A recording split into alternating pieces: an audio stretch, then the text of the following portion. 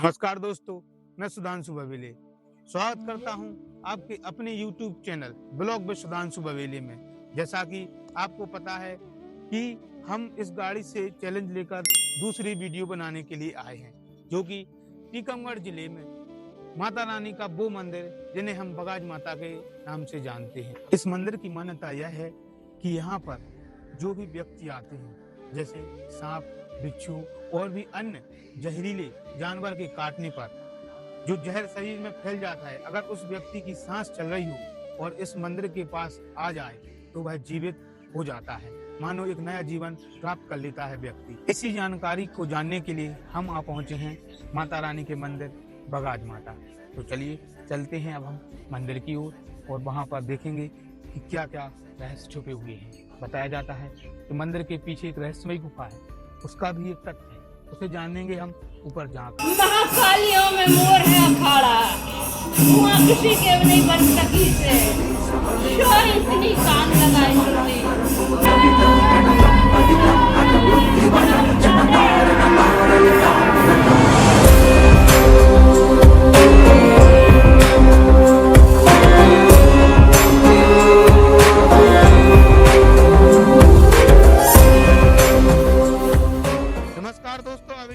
चुके हैं बगाज माता के मंदिर के दरबार में, और जहां पर सबसे पहले हमें यह दादी मिली है मंदिर से पहले, जो इन्हें आप किस गांव से हैं?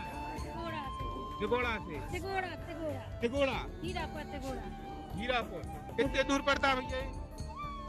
यहाँ से 50 किलोमीटर दूर है। आपको क्या समस्या हो गई? कीड़ा ने काट लिया था। मतलब कीड़ा का मतलब होता है सांप ने अम्मा को काट लिया था। आपको ये पता है कौन सा सांप था वो? देख पाए? देख नहीं पाए।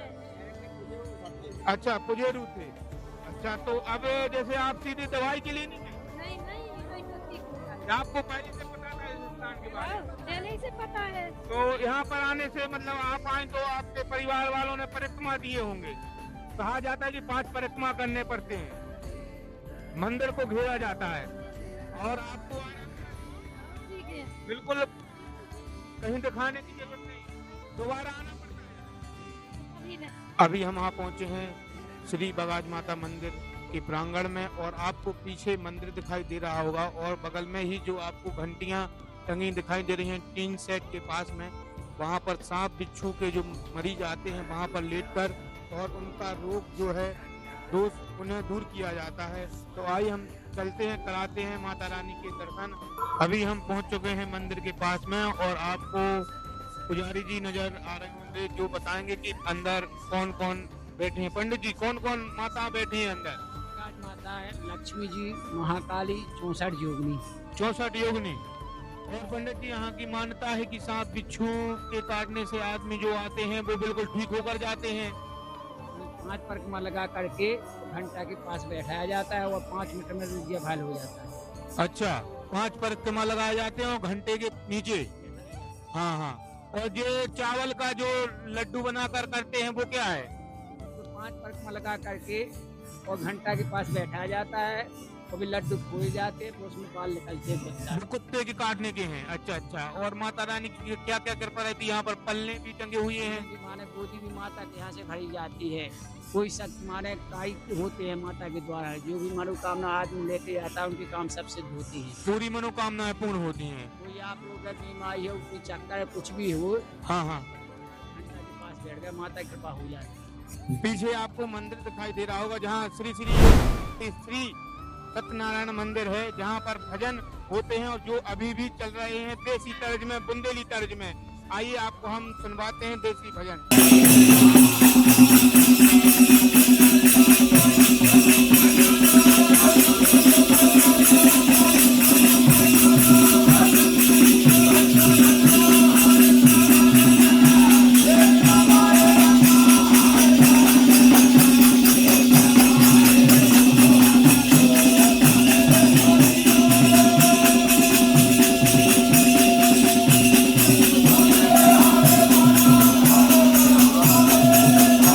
अभी हम वहाँ पहुंचे हैं मंदिर के पीछे, जहाँ पर हमें पंडित जी मिले हैं जो वर्षों से लगभग मंदिर जब बन रहा था तभी से यहाँ पर रहते हैं। तो पंडित जी, आप यहीं पर रहते हैं? हाँ जी, मैं यहीं पर रहता हूँ। तो आप हमें बताइए, जो यहाँ पर सांप के काटने के लोग आते हैं, हाँ वो जी। पूर्णतः ठीक होकर जाते हैं? हाँ जी, पूर्णतः ठीक होके, बिल्कुल पूर्णतः ठीक होके जाते हैं। उन्हें कहीं और इलाज कराने की जरूरत रहती है क्या? नहीं जी, जो यहाँ पर आ गया उसको इलाज कराने की कहीं पर जरूरत नहीं पड़ती है। और किस किस के जानवर से, किस जानवर से काटने से यहाँ पर, मतलब कौन कौन से जानवर हैं जो मरीज आते हैं यहाँ पे? यहाँ देखो, सांप कितना ही सांप जहरीला काटता है, वो यहाँ पर ठीक होता है। अच्छा। लड़ैया काटता है, वो यहाँ ठीक होता है। गोयरा काटता है, वो भी यहाँ पर ठीक होता है। और अगर कुत्ता काटता है वो भी, बंदर काटता है वो भी, बिलैया काटता है वो भी, यानी कोई सा भी जहरीला जानवर काटता है हाँ। तो यहाँ पर आन करके ठीक होता है।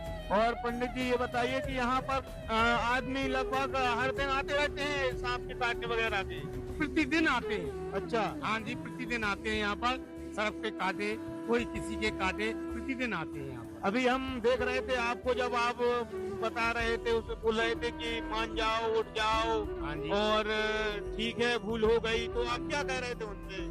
हम उनसे, क्योंकि वो जो सर्प काटता है हाँ, हाँ। वो उनको भरा रहता है, अच्छा। मतलब सर्प की यूनी बनी रहती है। जी जी। उससे कहते हैं कि भाई गलती हो गई है तो तुम छोड़ दो इसको। जी, जी। माता रानी के दरबार में आ गए, जी। माता रानी के दर्शन करो। जी हैं, तुम्हारे सौभाग्य हैं जो आए, आप माता रानी के दर्शन करो, जी। उसको छोड़ देते हैं।